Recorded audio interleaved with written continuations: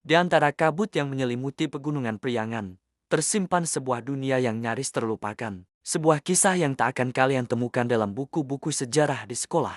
Ini bukan tentang destinasi wisata populer, melainkan tentang gema suara leluhur yang masih berdetak dalam nadi budaya Sunda modern. Hari ini, kita akan membuka gerbang menuju Sunda kuno, menyibak lore, tradisi, dan sejarah yang sengaja atau tidak sengaja disembunyikan dari kita. Mari kita mulai perjalanan ini untuk memahami bagaimana setiap helai kain batik, setiap alunan kecapi, dan setiap senyuman ramah masyarakat Pasundan berakar dari sebuah kebijaksanaan agung yang menolak untuk padam. Sejarah yang kita kenal seringkali ditulis oleh para pemenang. Narasi besar tentang Indonesia terkadang melupakan bab-bab penting dari berbagai daerah, termasuk Tatar Sunda. Kita sering mendengar nama besar Majapahit atau Mataram, tapi seberapa dalam kita mengenal Tarumanagara, Kerajaan Sunda Galuh, atau Pajajaran yang legendaris? Ada banyak suara yang dibungkam dalam catatan sejarah arus utama. Naskah-naskah kuno seperti Sang Hyang Siksakan dan Karesian, prasasti-prasasti yang tersembunyi di pelosok desa, dan temuan arkeologi yang belum banyak dieksplorasi,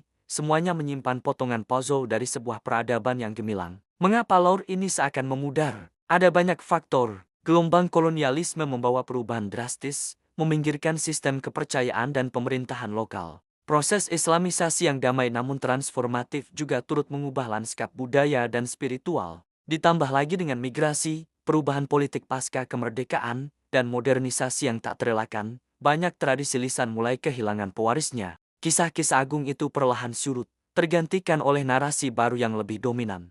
Namun, memudar bukan berarti hilang selamanya. Di sudut-sudut terpencil, api itu masih menyala. Untuk memahami jiwa Sunda, kita harus menyelami ajarannya yang paling murni, yang sering disebut Sunda Wiwitan. Ini bukan sekadar agama, melainkan sebuah pandangan hidup yang menekankan harmoni mutlak antara manusia, alam, dan Sang Pencipta. Konsep Tritangtu di Buana, atau tiga kepastian di dunia, mengajarkan keseimbangan antara Rama Ayah, Resi Guru, dan Ratu Pemimpin. Ajaran ini mengajarkan kesederhanaan, hidup selaras dengan ritme alam, dan pentingnya kehidupan komunal yang saling menopang. Dasarnya adalah pikukuh, atau aturan tak tertulis yang diwariskan turun-temurun. Pusat dari semua ini adalah konsep karuhun, yaitu penghormatan mendalam kepada roh leluhur.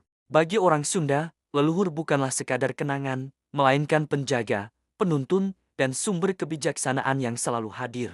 Kehadiran mereka terasa dalam setiap ritual dan sendi kehidupan. Kita bisa melihatnya dalam tradisi Serentahun, sebuah upacara syukur panen yang megah, di mana hasil bumi dipersembahkan sebagai tanda terima kasih kepada Nyi Pohaci Sang Hyang Asri, Dewi Padi. Kita melihatnya dalam setiap gerakan pencak silat yang bukan hanya seni bela diri, tapi juga olah rasa dan spiritualitas. Kebijaksanaan itu juga terukir pada bilah kujang, senjata pusaka yang syarat dengan simbolisme kosmik, dari bentuknya yang terinspirasi dari dahan pohon hingga lubangnya yang melambangkan tingkatan spiritual. Ia hidup dalam arsitektur rumah panggung yang dirancang untuk menghormati bumi dan langit, serta dalam ritual-ritual pertanian yang memastikan kesuburan tanah tetap terjaga. Semua ini bukanlah praktik kuno yang usang, melainkan bukti nyata bahwa kearifan leluhur masih ditenun dengan erat ke dalam permadani kehidupan sehari-hari masyarakat Sunda hingga kini. Di tengah gempuran modernitas, siapa yang menjaga api kearifan ini agar tetap menyala? Merekalah para penjaga tradisi,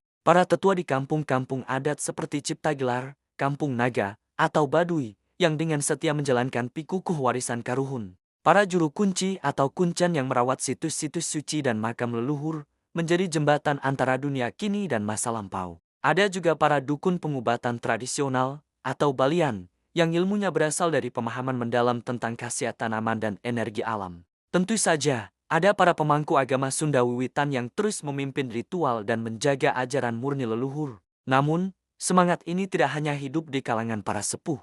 Generasi muda mulai bangkit, mereka menghidupkan kembali aksara Sunda Kaganga yang nyaris punah, mempelajarinya dan menggunakannya dalam seni modern. Alunan mistis dari musik karinding dan celempung kembali terdengar, dimainkan oleh anak-anak muda di kafe-kafe urban. Ritual-ritual adat yang dulu dianggap tabu, kini mulai dirayakan secara terbuka sebagai bentuk kebanggaan identitas. Tentu saja tantangannya besar. Modernisasi menawarkan gaya hidup instan, stigma sosial terkadang masih melekat, dan dukungan dari pemerintah seringkali minim.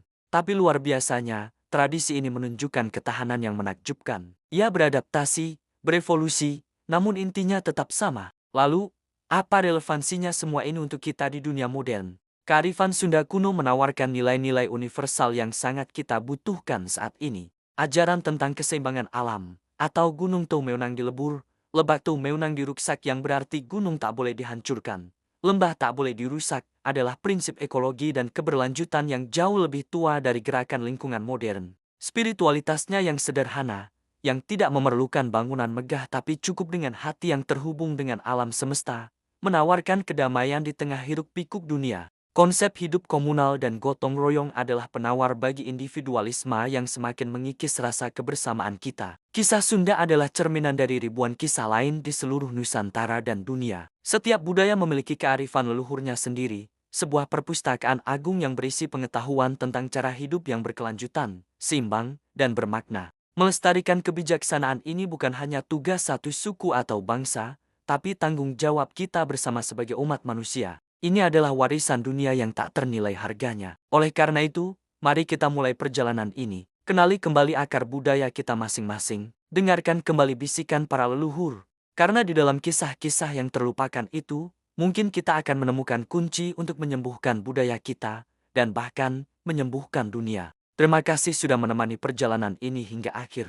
Jika kalian merasa terhubung dengan kisah ini, jangan lupa untuk menyukai video ini, bagikan kepada teman-teman, dan subscribe channel kami untuk mengungkap lebih banyak lagi misteri dan kearifan Nusantara yang tersembunyi. Sampai jumpa di episode berikutnya. Rahayu!